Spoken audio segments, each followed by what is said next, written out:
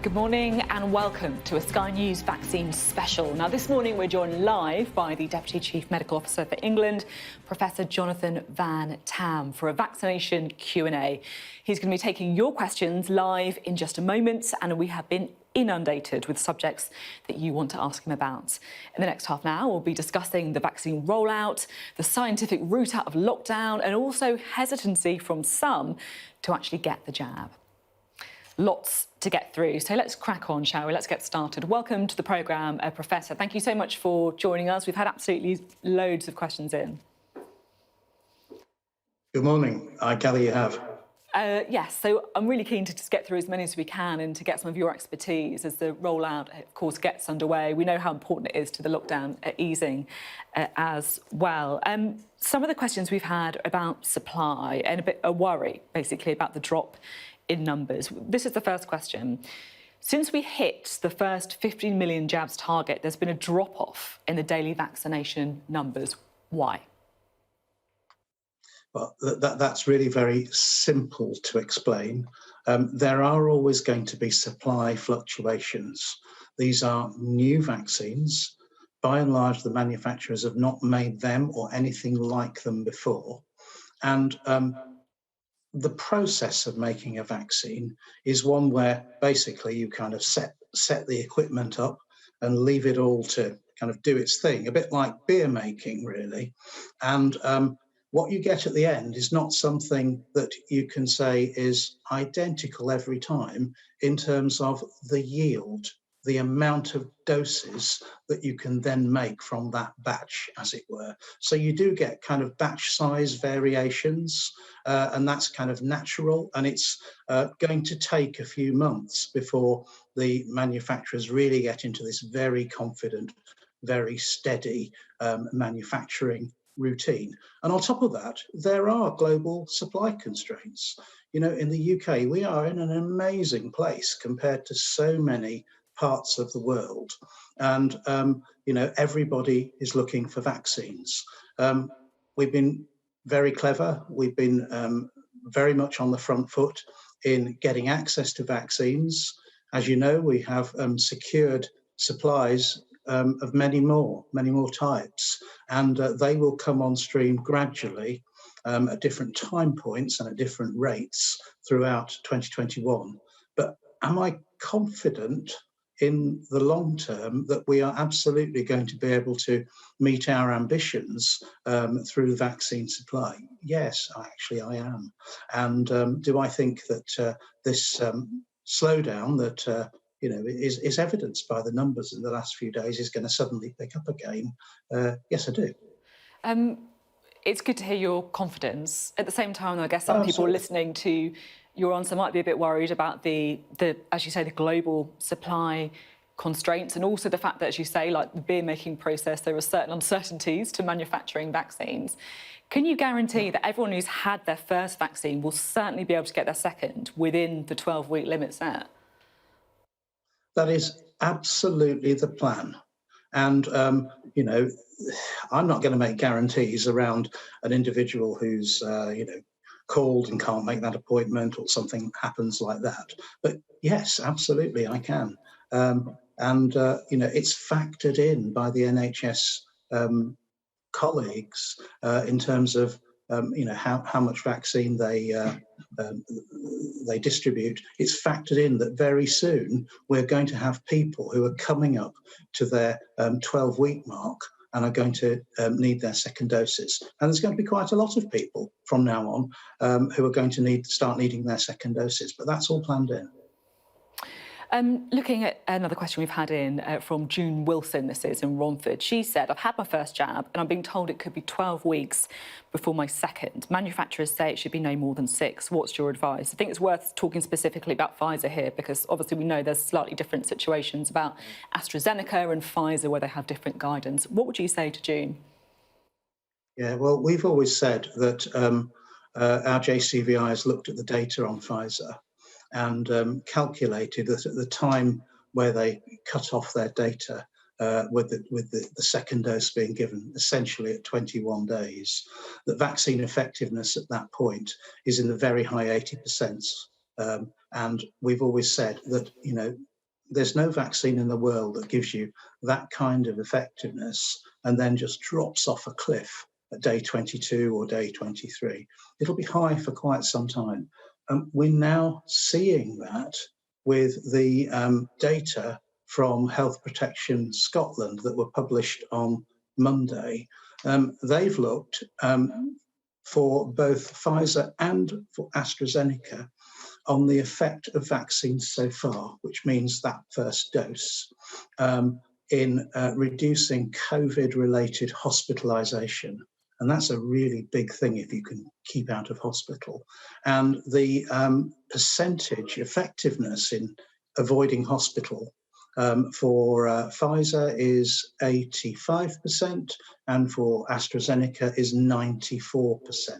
So a really tremendous effect.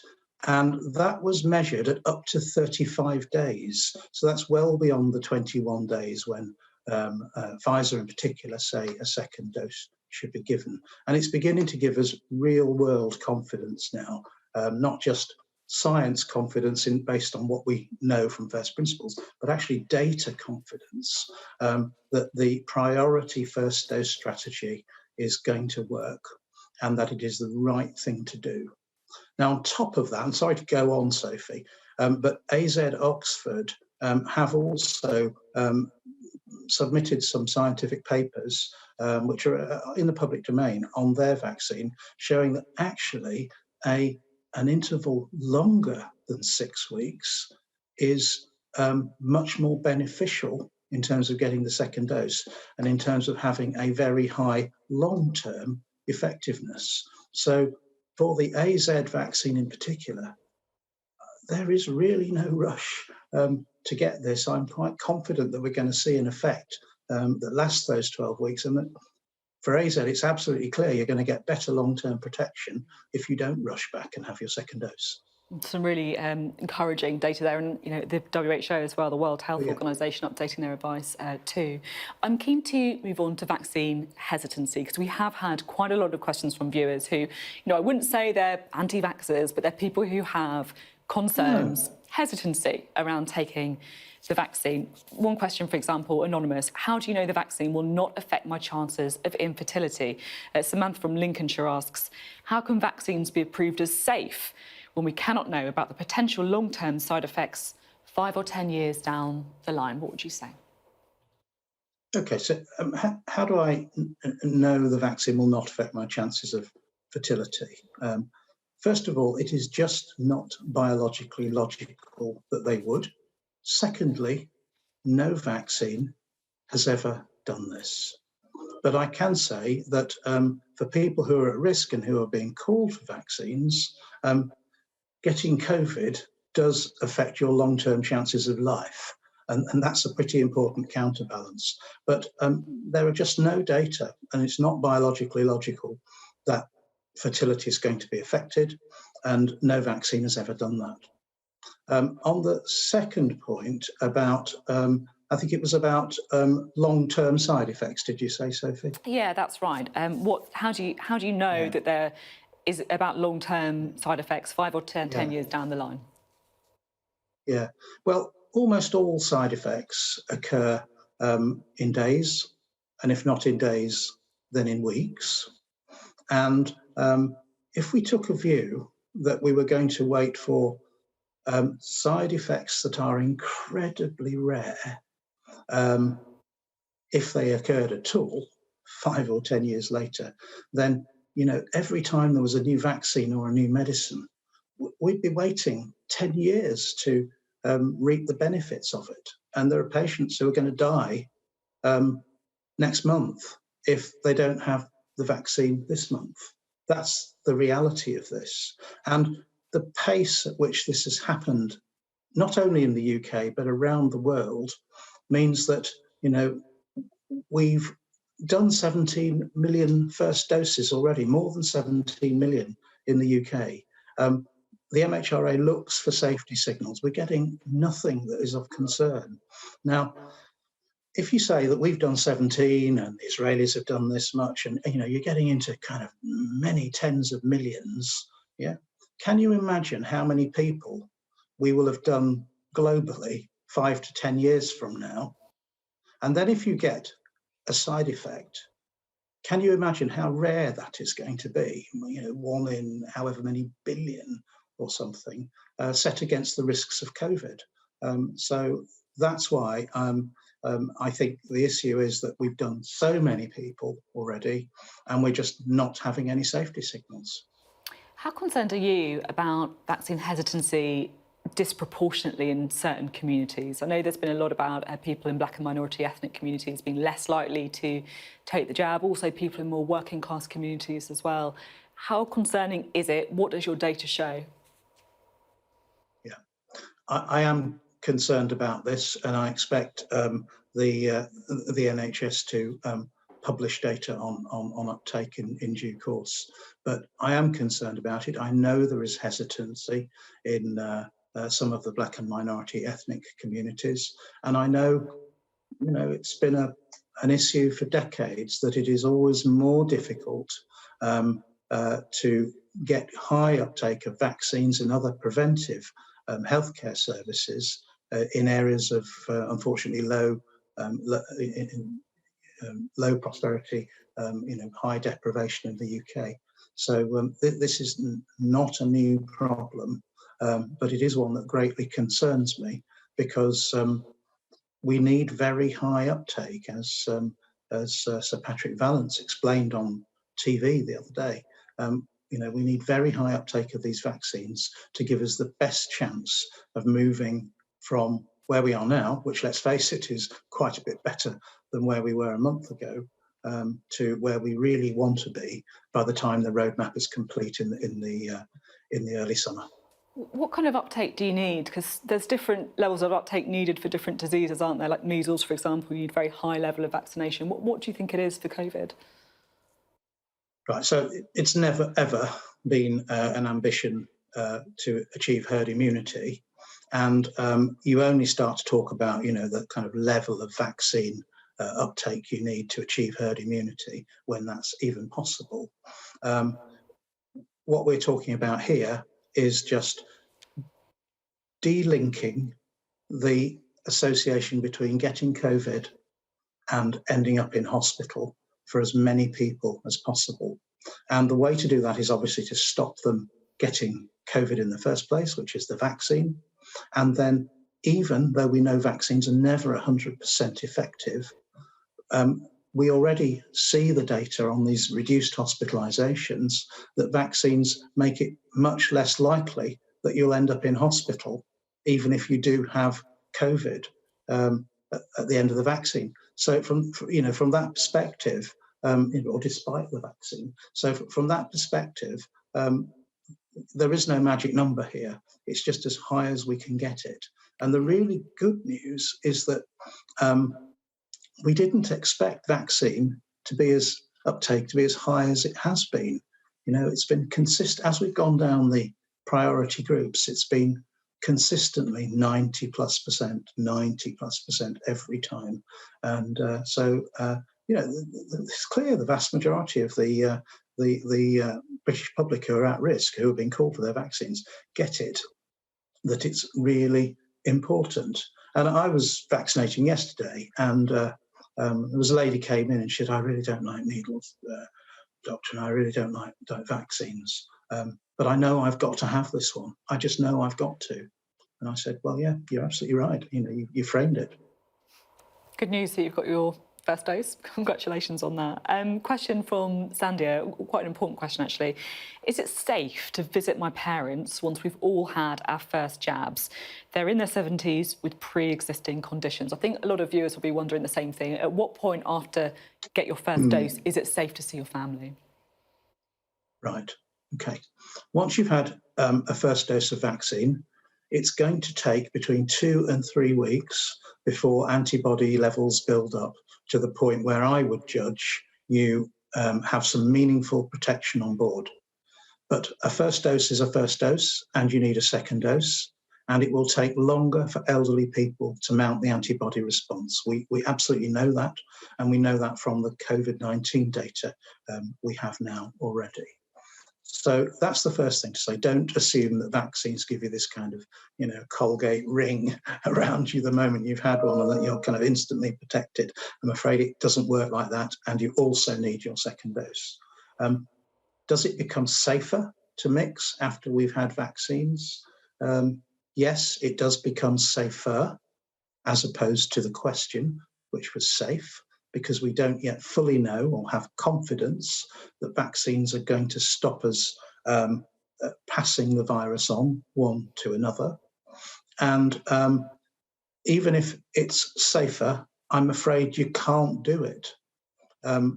We've laid out, or the government has laid out, a pretty careful and pretty painstakingly cautious, but I think appropriate, roadmap to get us from where we are now in stages, measured, careful stages, to where we want to be in the summer. And, again, I'm saying it to the patients that I vaccinate, and some of them will be no doubt watching you and going, oh yeah, he said that to me yesterday. All of the rules apply to all of us, whether we're vaccinated or not, according to the roadmap, until we can get out of this completely as a nation. Okay, yes, some really important advice there on the timeline after you have your dose. I was interested to hear you say actually about the fact that you're not going for herd immunity, but you're trying to reduce the hospitalisations and deaths. And I think this links into the next question actually from Jane Barrett. She asks, does vaccination prevent the occurrence of long COVID? Something lots of people are worried about. You might not, of course, end up in hospital with serious complications, but you might have health impacts that could last for some time after. Yeah. So the answer to that one is quite yes, but no, but. In the sense that, can I look your viewer in the eye and say, do I at this point in time have categorical data on vaccinated versus unvaccinated and the incidence of long COVID, the likelihood of getting long COVID? No, I don't at this point in time. However, can I say that you can't get long COVID if you don't get infected? Yes, I absolutely can. And do we have clear evidence from the clinical trials and now from our own real world observational data here in the UK that vaccines, even after the first dose, begin to significantly prevent infection? Yes, I can. Okay. A big question that's been in the news a lot lately about vaccine passports. This was sent in to us from one of our viewers. When we can continue to travelling in Europe, would vaccine passports be a part of routine testing at the border? Now, I know partly this is a political decision, but what is your position on vaccine passports, the idea of them? Yeah, so thank you for framing the fact that it is a political decision. It's not one that a doctor is going to make or even advise on.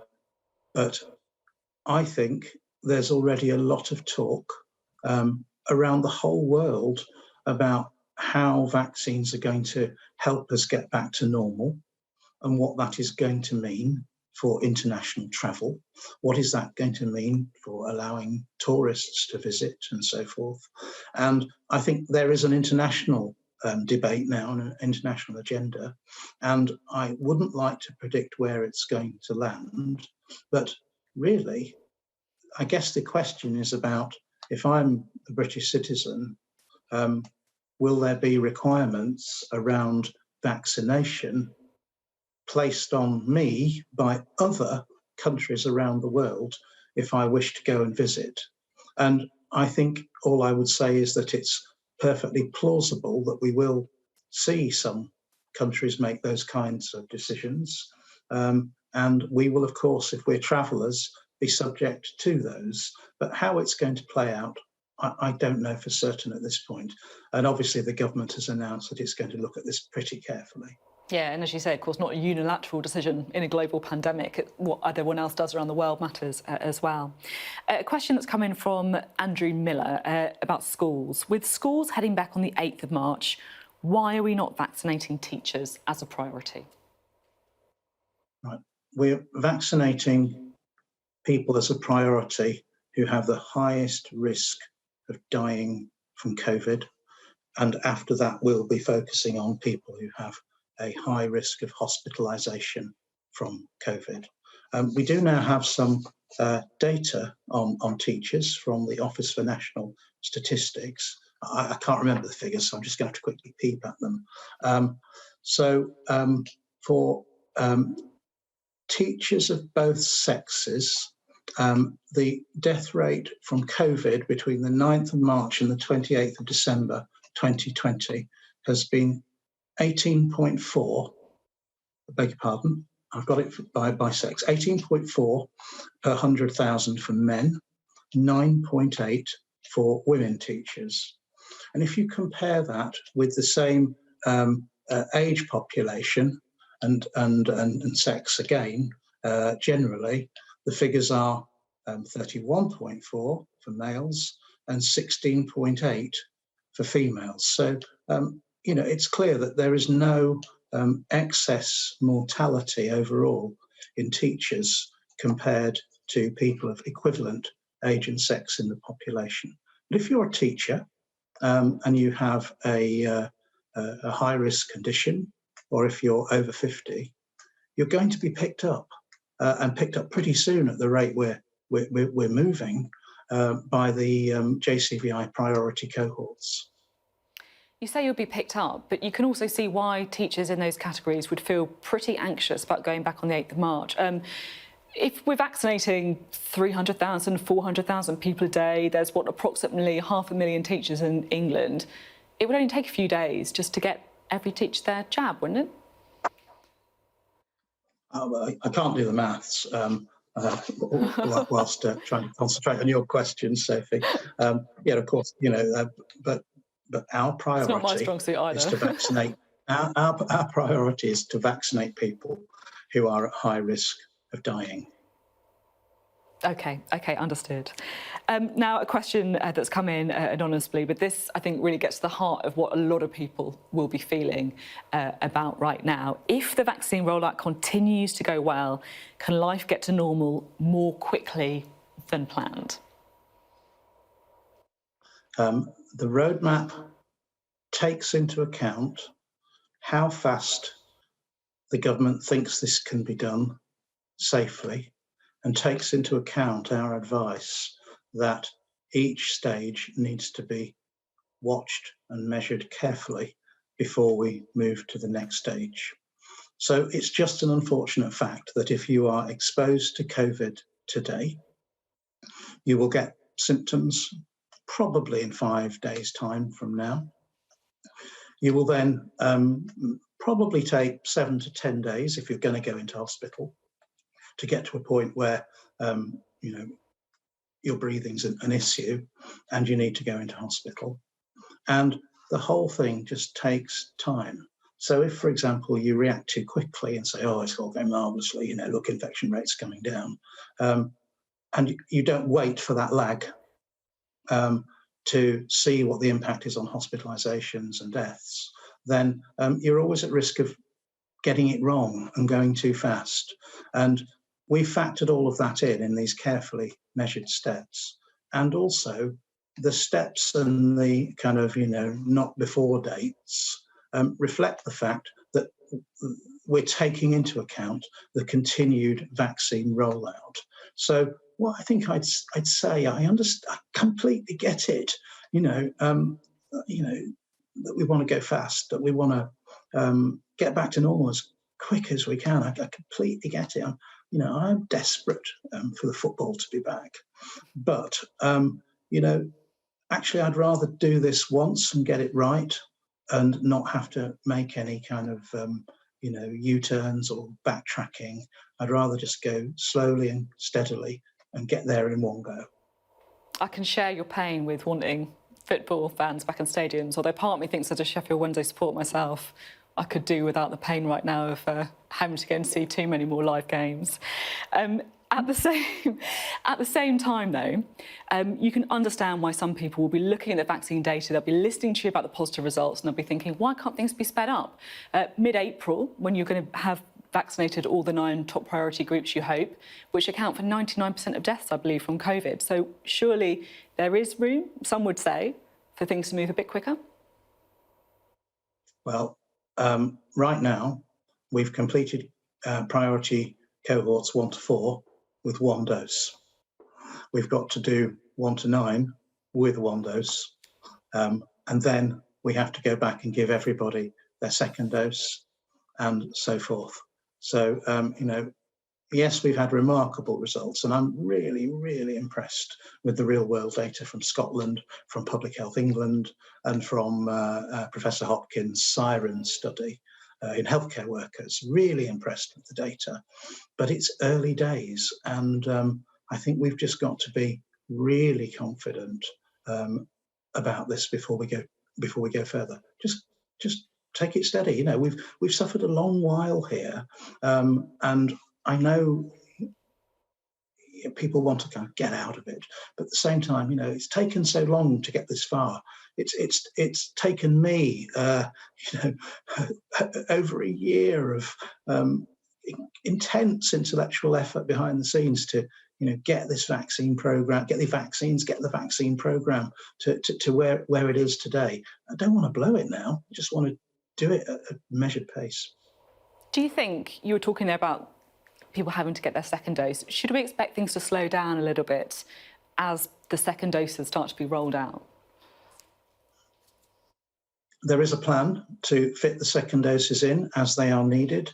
I've not going to tell you about them, but I've seen the trajectories for continuing at pace with the vaccine programme, and I think the targets set by the Prime Minister are entirely realistic, based upon how fast we can go. Based upon, I have to say, and I said it on a previous media call this morning, based on the incredible efforts of the clinical and volunteer workforce who are putting together these vaccination efforts, whether it's in GP surgeries, whether it's in special vaccination centres or the mass vaccination centres. The dedication to just get this battle won, one by one, jab by jab, is really heartwarming.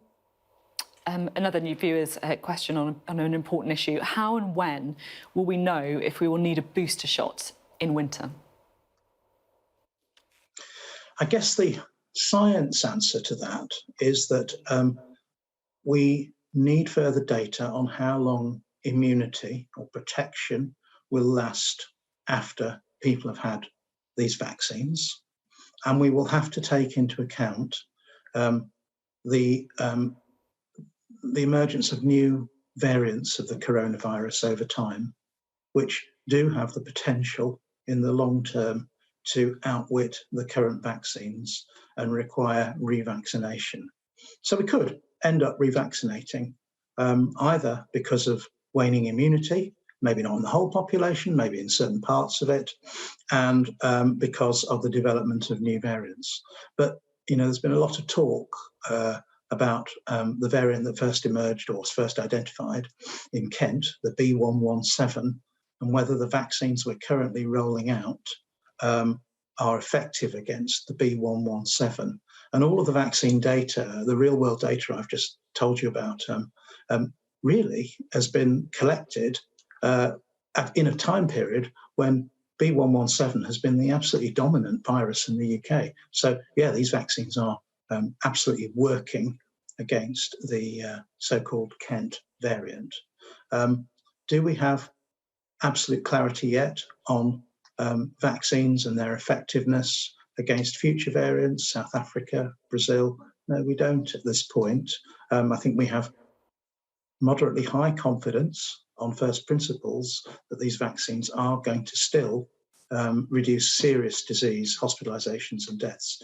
But I think, it doesn't change my view over the horizon of the fact that there will come a point where we have to revaccinate, possibly with new strains of coronavirus vaccine.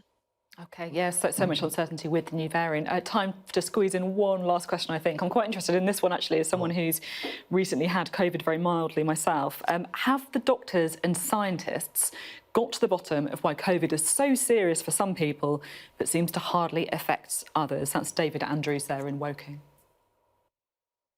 Yes. Well, the answer to that is a bit yes, but no, but. We really have got to the bottom of why it's serious in some people in terms of the major risk factors, which are age, age, and age. That is absolute driver. It's the biggest risk factor. On top of that comes what we call comorbidity, people with serious underlying risk conditions. And we also know that men are more badly affected consistently across the ages, and also the obese. We know those are the big risk factors. So yes, at one level, we do absolutely know why it's more likely to be serious for some than it is for others. But I think what you're getting at really in the question is if you take, a 50-year-old male and you and they both got the same, two 50-year-old males, they both got the same comorbidities and they both got the same body mass index. Why does one of them have a mild illness and one of them end up on the intensive care unit within an inch of their lives? And that's really down to how the body responds to how the immune response is different in people.